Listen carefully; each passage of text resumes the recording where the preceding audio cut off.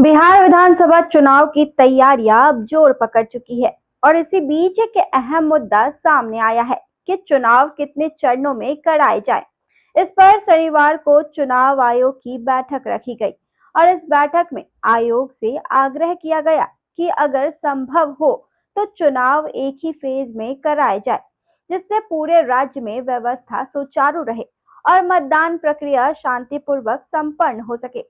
नमस्कार, आप देख रहे हैं बेजोड़ बिहार और आपके साथ मैं हूं ऋषिका। दरअसल शनिवार को चुनाव आयोग के साथ हुई बैठक में बिहार के अलग अलग राजनीतिक दलों ने आगामी विधानसभा चुनाव को लेकर अपनी राय रखी।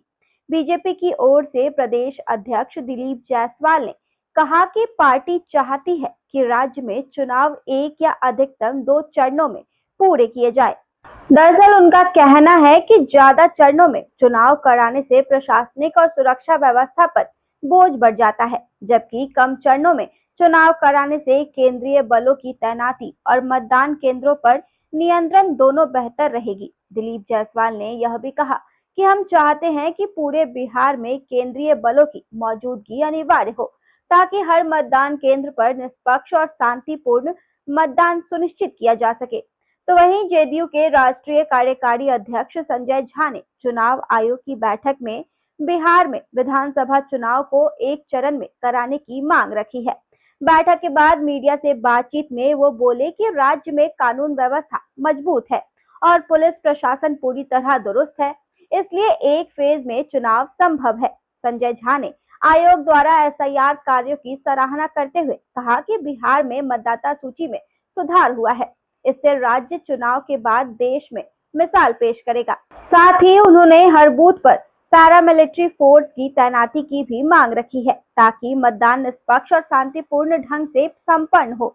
उन्होंने यह भी कहा कि छठ पर्व के दौरान बड़ी संख्या में लोग अपने घर लौटते हैं।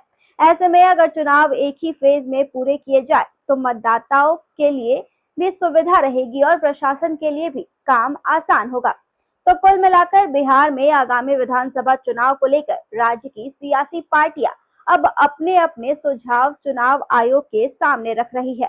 दरअसल यह किसी दल की जंग नहीं, बल्कि चुनाव प्रक्रिया को सुचारू और सुरक्षित बनाने की दिशा में साझा प्रयास है।